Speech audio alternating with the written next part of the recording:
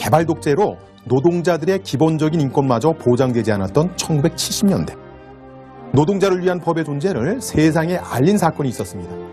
바로 전태일 분신 사건입니다. 1970년 11월 13일 당시 평화시장 재단사였던 전태일이 우리는 기계가 아니다 라고 외치며 휘발유를 뒤집어 쓴 자신의 몸에 불을 당깁니다.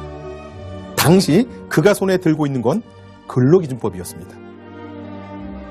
법이 있어도 제 기능을 다하지 못하는 사회에 분노한 전태일은 우리 사회의 암울한 한 페이지를 장식하게 됩니다. 하지만 그 이후 많은 사람들은 사회법의 가치를 절감하게 됩니다. 전태일의 손에 들려있던 근로기준법. 헌법에 따라 근로조건의 기준을 정함으로써 근로자의 기본적인 생활을 보장, 향상시키며 균형 있는 국민경제의 발전을 꾀하는 것을 목적으로 합니다. 근로기준법이 정한 근로조건은 최저 기준이므로 그 기준을 이유로 근로조건을 저하시킬 수 없습니다.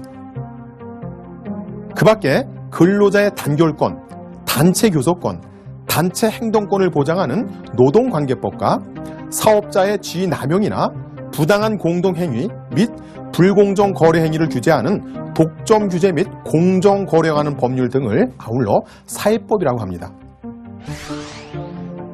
애초 법은 개인들끼리의 법률 관계를 다루는 사법과 국가 또는 공공단체를 중심으로 공권력 관계를 다루는 공법으로 나뉘어져 있었습니다. 민법과 상법은 사적인 생활관계를, 헌법이나 행정법, 형법, 그리고 각종의 절차법은 공적인 생활관계를 규율하게 됩니다. 그런데 개인들 간의 법률관계, 사적인 법률관계에 국가가 관여할 수밖에 없는 특수한 상황들이 발생하게 됩니다. 근대 이후 자본주의 체제는 자유방임주의를 바탕으로 개인의 경제적 자유와 활동을 최대한 보장하고 국가의 개입을 배제했습니다. 이때까지 사법과 공법의 역할은 엄격하게 구분되어 있었습니다. 하지만 20세기에 들어와 근대의 사회는 자본주의의 구조적 모순을 경험하게 됩니다. 기계를 이용한 생산이 확대되고 노동의 수요가 감소되면서 고용계약의 대등한 당사자였던 근로자의 주의가 점차 약화되기 시작합니다. 실직한 근로자들의 일자리 경쟁이 치열해지면서 근로조건은 갈수록 저하됩니다. 이로 인해 장시간 근로와 아동의 혹사, 여성의 심야 노동과 인신매매가 성행하고 중세 봉건 용주를 대물림한 자본가는 마음껏 근로자를 착취합니다.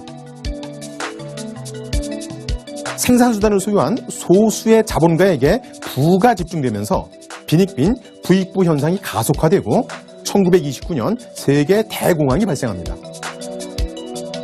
이로 인해 개인의 경제적 자유와 활동을 보장하기 위해 국가의 간섭을 최대한 축소시켰던 자유방임주의에 대한 반성이 일기 시작하는데요. 이에 따라 국가가 경제에 적극 개입하는 수정자본주의가 등장하고 국가가 모든 경제를 통제하는 사회주의 사상이 기승을 부리게 됩니다. 이런 상황에서 근대 시민법의 기본 원리들에도 수정이 가해집니다. 공법과 사법으로 나뉘어 있던 법체계에 중간 영역이 생겨나게 되죠. 제3의 법이라 불리는 사회법입니다. 사법의 영역에 국가가 개입하므로 사법의 공법화라고 불리기도 합니다. 사회법 제정을 통해 근대 국가는 경제적, 사회적 약자들을 배려하는 정책과 제도를 마련하게 되었고 인간의 존엄성, 인간의 생존을 강조하는 복지국가로 탈바꿈하게 됩니다.